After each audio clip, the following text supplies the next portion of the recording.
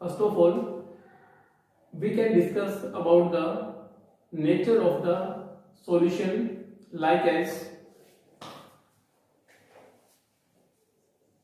solution chapter.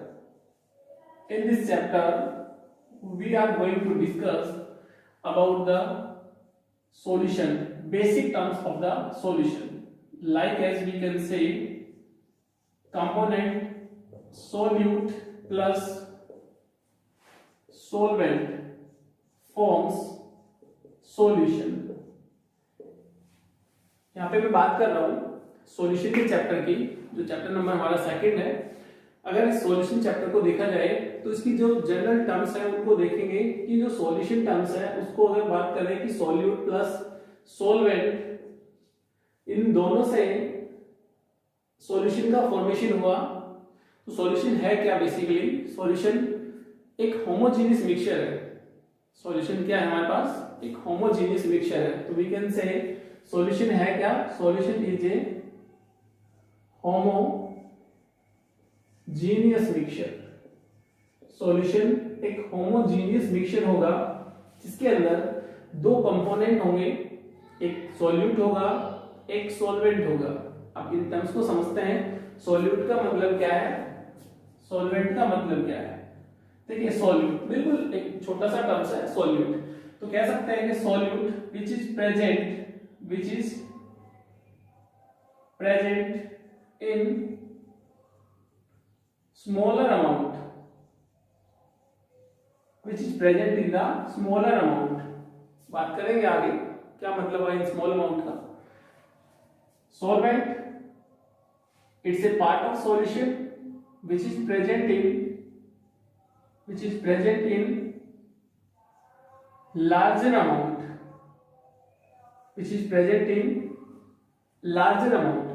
देखिए मेरे पास कोई भी सॉल्यूशन होगा तो सॉल्यूशन के अंदर मैं सबसे पहले दो कंपोनेंट को लेके चल रहा हूं। अगर उन दोनों कंपोनेंट्स में जिसमें सॉल्यूट की अमाउंट कम है, सॉल्वेंट की अमाउंट ज्यादा है, तो यहां से हम डिफाइन तो कर सकते हैं कि सॉल्यूट कौन सा और सॉल्यूट कौन सा और सॉल्वेंट कौन सा बा। लेकिन इस बात को इस तरह से बोला जा सकता है क्या कि सॉल्यूट वो कंपोनेंट होगा जो डिजोल्व हो जाता है, जिसमें डिजोल्व हो जाता है वो आपका सॉल्वेंट होगा, which can dissolve, that is known as solute. In which dissolution takes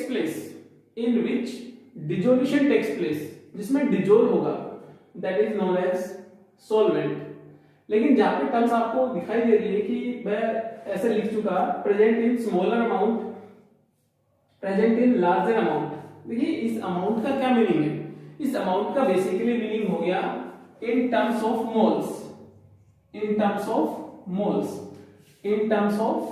moles. हम उस अमाउंट से अंदाजा नहीं लगा सकते कि अमाउंट ग्राम्स में आपको दे दी तो बता सकते हो कि सॉल्यूट कौन सा होगा, सॉल्वेंट कौन सा होगा। हम ये किस में लेके चल रहे हैं? ये नंबर ऑफ मोल्स में लेके चल रहे हैं। एग्जांपल लेके चलते हैं। देखिए 180 ग्राम आपको यूरिया दे दिया गया और 90 ग्राम आपको वाटर दे दिया गया। ठीक है, 90 ग्राम आपको क्या दे दिया गया? वाटर। तो इसमें आप लोग number of moles find out करके देखिए। सबसे पहले moles given mass divided by molecular mass urea का 60 हुआ, दैट इज कंटेन कितना? नंबर ऑफ मोल्स कितने आ गए? 3। यहां पे नंबर ऑफ मोल्स चेक कर लेते हैं।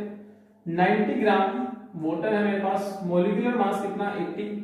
कितने नंबर ऑफ मोल्स आ गए? 5 mole. Now we can say water considered as solvent, यानी कि ये जो कंपोनेंट मैंने लिखे इनमें से आप लोग ये फाइंड आउट कर सकते हो सॉल्यूट कौन सा है, सॉल्वेंट कौन सा है। तो हमने कहा कि जो अमाउंट कम होगी, जो अमाउंट ज्यादा होगी, उसी के अकॉर्डिंग बात करेंगे। लेकिन इन टर्म्स ऑफ देखिए नंबर ऑफ मोल्स, अगर कंपोनेंट बदल दूं, एग्जांपल लिया, अगर दो कंपोनेंट के अलावा मैं 3 कंपोनेंट्स का एग्जांपल लेता हूं। 3 components like as 300 gram urea ले लिया। दूसरा कंपोनेंट सुक्रोज, सुक्रोज की जो अमाउंट है 384 ग्राम प्लस इसके अलावा वाटर के अंदर मिक्स कर लिया 90 ग्राम वाटर। ठीक है, इसको थोड़ा सा चेंज कर लेता हूं, 684 ग्राम। ये मैंने क्या ले लिया, वाटर ले लिया।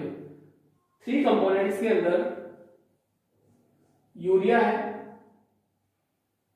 684 ग्राम, सुक्रोज है 90 ग्राम, वाटर है। तो आप लोग फाइंड आउट कर सकते हो अकॉर्डिंग टू मोल्स। जिसके मोल्स लार्जर आएंगे वो क्या होगा, हमारा सोलवेंट होगा। वो हमारा क्या बनेगा, सोलवेंट बनेगा। आप लोग चेक करके मुझे आंसर भी रिप्लाई करेंगे कि कौन सा अपना सोलवेंट बनने वाला है। इसी में आगे चलता हूं।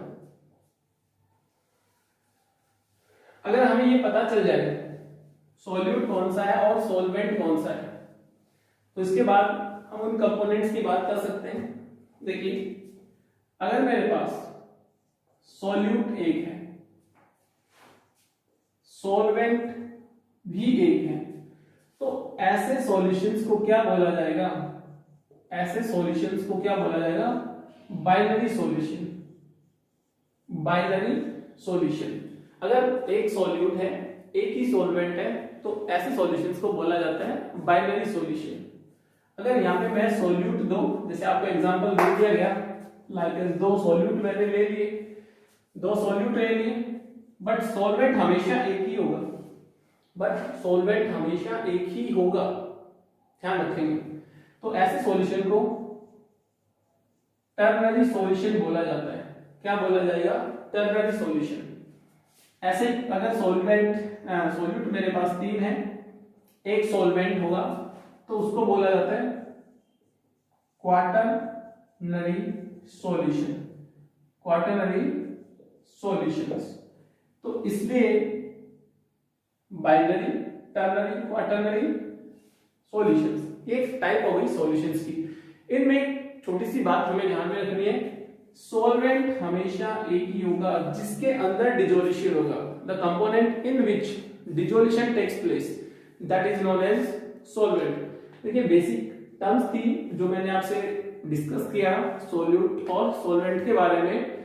इसके बाद जो हमारा वीडियो लेक्चर बनेगा वो बनेगा आपका कंसंट्रेशन टर्म्स पे, ठीक है, जिसमें काफी इंपॉर्टेंट रोल है इस सॉल्यूट का भी और सॉल्वेंट का भी। तो नेक्स्ट वीडियो में आपको कंसंट्रेशन टर्म्स मिलेंगे। ठीक है, थैंक यू।